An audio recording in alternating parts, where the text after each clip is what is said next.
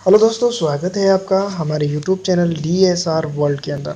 और आज हम बात करेंगे कफ के कारण के बारे में।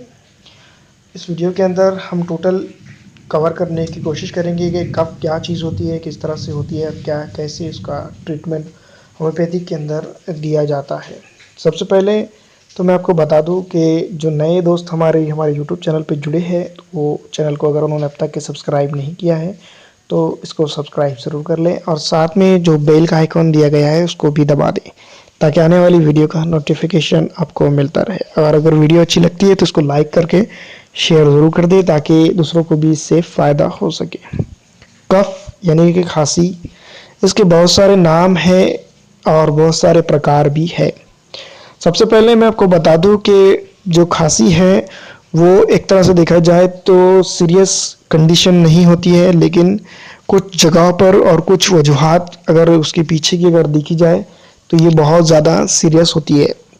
जैसा कि ट्यूबरक्लोसिस के अंदर और आजकल जो चल रहा है पूरी दुनिया के अंदर कोरोना वायरस के ऊपर भी जो कफ हो रहा है वो बहुत ज़्यादा सीरियस लेने की हमें ज़रूरत है। फ़िलहाल तो छोटी मोटी कफ को भी हमें सीरियस लेने की ज़रूरत है। सीरियस लेने की इसलिए भी ज़रूरत है दोस्तों क्योंकि कोरोना वायरस जो है तो कभी किसी को मौका नहीं दे रहा है। डरने की ज़रूरत इसमें नहीं है, लेकिन मैं आपको बता दूं एहतियात करने की ज़रूरत है।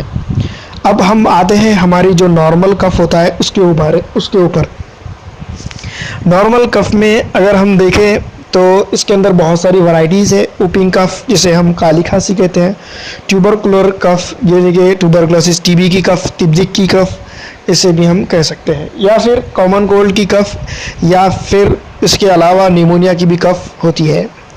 तो सबसे पहले मैं आपको बता दूं कि वूपिंग कफ जो है तो हिंदुस्तान के अंदर कुछ सेलेक्टेड रीजन्स के अंदर ये देखने को मिलती है। जैसे गुजरात का एरिया हो गया जो समंदर से लगकर होता है उसमें, वेस्ट बंगाल के अंदर, तमिलनाडु के अंदर, केरला के अंदर और नॉर्थ ईस्ट के स्टेट के अंदर सबसे ज़्यादा ये देखने को मिलता है।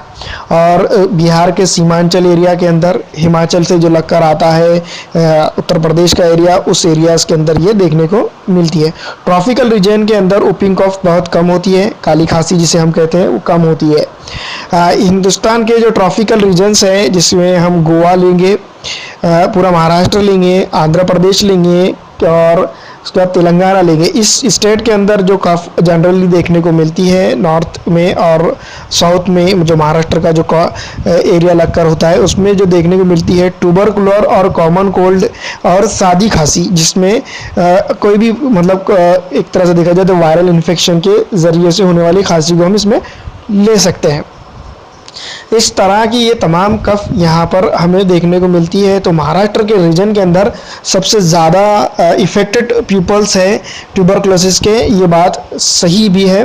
और उसके अलावा बिहार के अंदर भी जहाँ पर तक के देखा जाए तो पुअरिटी की वजह से ट्यूबरकुलर के पेशेंट ज़्यादा देखने को मिलते हैं।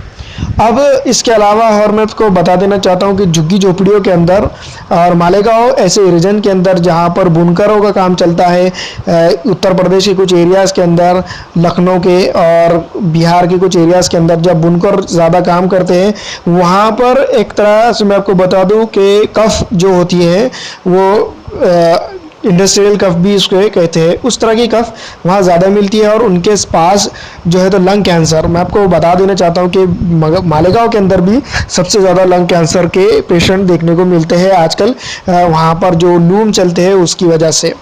और ऐसे बहुत सारे एरिया जो माइनिंग वर्क्स रहता है, जो हमारे वर्कर रहते हैं जो ज़मीन के अंदर जाकर काम करते हैं, उन एरियाज़ के अंदर भी जो तो ऑक्सीजन सही तरह से नहीं पहुंचने की वजह से वहाँ पर भी कफ के अलग अलग तरह के प्रकार देखने को मिलते हैं।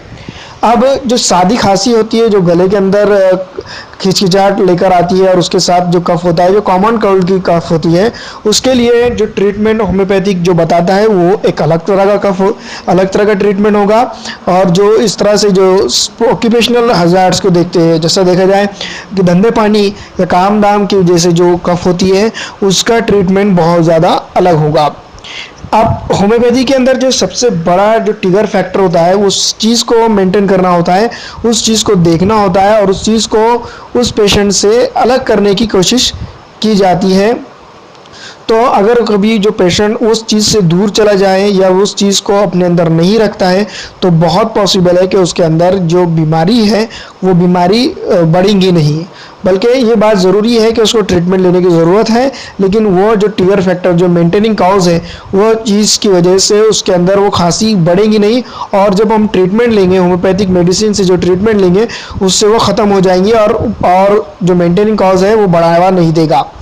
अन्यथा हम बहुत दफ़ा ये देखते हैं कि बहुत सारी मेडिसिन हम लेते हैं, चाहे एलोपैथिक मेडिसिन लो, चाहे होम्योपैथिक मेडिसिन लो या फिर आयुर्वेदिक मेडिसिन लो, चाहे कौन सी भी किस्म की मेडिसिन हम इस्तेमाल करें, और मेंटेनिंग कॉज जो चीज़ को बढ़ावा देने वाली चीज़ है वो चीज़ हम साथ में इस्तेमाल करते हैं। तो दोस्तों इसमें क्या होता है कि खांसी ख़त्म नहीं होती है, बल्कि जू दवा की मर्ज बढ़ता गया। जैसा कि हम आपको बता दें कि जितना भी इलाज हम उसका करते हैं और वो बढ़ता चला जाता है।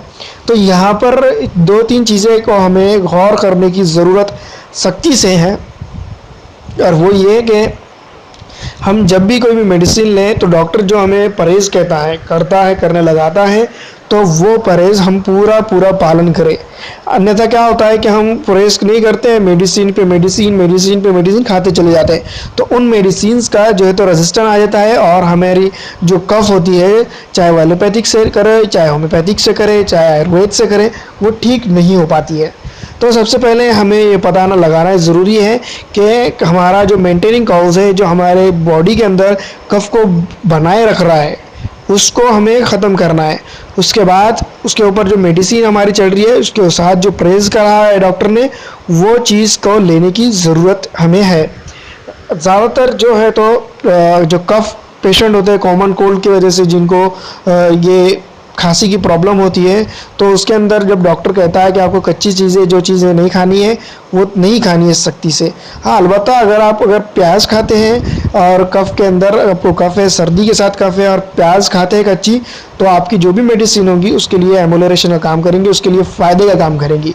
लेकिन हम बहुत सारी दफ़ा ये देखते हैं कि हमारे जो पेशेंट होते हैं कॉफ़ी पीते हैं, जो है तो कफ को ख़त्म नहीं करेंगी बल्कि उसको बढ़ावा देंगी, और हमारी जो मेडिसिन है उसका जो पावर है वो कम कर देगी।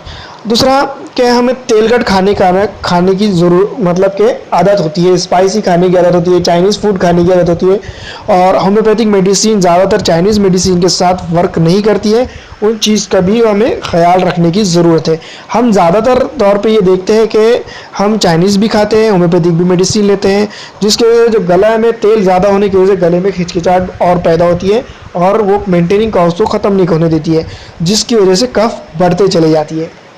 अब हर तरह की कफ के लिए हमारे पास होम्योपैथी के अंदर एक बढ़िया मेडिसिन है ड्रोसेरा। तो ड्रोसेरा, अगर हमारे पास ये कंडीशन समझनी होगी कि जब हम ड्रोसेरा ले रहे हैं तो अक्यूट, क्रोनिक और मोस्ट अक्यूट, जिसे हम कैटेगरी में अगर डालेंगे, तो अगर कभी क्रोनिक कंडीशन की खांसी है, जूनी खांसी है, पुरानी खांसी है, तो उसकी डोसेस अलग होंगे, और जो अक्यूट किस्म की खांसी है तो उसके डोसेस अलग होंगे, और मोस्ट अक्यूट है तो उसके लिए भी अलग होंगे। जिस तरह से हम आर्सेनिक एल्बम भी यहाँ पर प्रिस्क्राइब कर सकते हैं, जो हालात अभी चल रहे हैं इम्यूनिटी बूस्टर के तौर पे और अस्थमेटिक कंडीशन के ऊपर, ये बहुत बढ़िया काम करता है। अब जो सर्दी का मौसम आने वाला है, बरसात का मौसम चल रहा है, होने वाला है शुरू, तो जब इसके लिए हमें डलका मारा भी यहाँ पर हम इस्तेमाल कर सकते हैं। तो दोस्तों, जितनी भी मेडिसिन है होम्योपैथी की, टोटलिटी पे केस टेकिंग के बाद प्रूव होती है, उस आउटकम में आती है, तो वही मेडिसिन हम ले। हमने 3 से 4 मेडिसिन इसके अंदर बताई है इस वीडियो के अंदर। तो ये मेडिसिन आपको सिर्फ थेरेप्स के ऊपर बताई गई है, और ये ज़रूरी नहीं है कि आपकी ये मेडिसिन उसके इलाज के लिए काफ़ी हो, लेकिन आप अगर टोटलिटी अगर उस तरह से इस मेडिसिन की और आपकी टोटलिटी आप मैच होती है, आप वो मेडिसिन का सही तरह से डोज अगर आप लेते हैं, तो आपको 100% इंशाल्लाह आपको ट्रीटमेंट हो जाएगा। लेकिन यहाँ पर आपको बहुत सारी चीज़ों का परहेज़ करने की भी ज़रूरत है, जो आपको इसमें बहुत सारे जो मेंटेनिंग कॉज है उसको ख़त्म करना पड़ेगा। और ये जो मेडिसिन आप इस्तेमाल करते हैं होम्योपैथिक की, ये परमानेंट ट्रीटमेंट के तौर पर देखी जा सकती है, यानी कि परमानेंट ट्रीटमेंट आपको इसके ज़रिए हो जाएगा। लेकिन दोस्तों, मैं आपको और चीज़ यहाँ पर बता दूं कि ये फाइनल मेडिसिन नहीं होती है।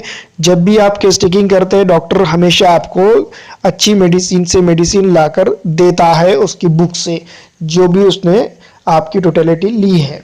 तो दोस्तों, अगर आपको ऐसा लगता है कि हमें कफ का बहुत ज़्यादा प्रॉब्लम है और हमें इसके ऊपर ट्रीटमेंट लेने की ज़रूरत है, तो हमारा डिस्क्रिप्शन में नंबर दिया गया है, आप उस पर हमें व्हाट्सअप के ज़रिए कांटेक्ट कर सकते हैं और आप हमें कोई केस टेकिंग करवा सकते हैं। और उसके बाद हम जो मेडिसिन देंगे आपको, आप वो मेडिसिन आप लेते हैं तो बढ़िया होगा। अन्यथा जो भी मेडिसिन आप होम्योपैथी की लेते हैं वो आपकी मर्ज़ी से लें। आपको कोई तकलीफ़ होती है तो इसके हम ज़िम्मेदार नहीं हैं। जब आप केस टेकिंग करेंगे जब इसके ऊपर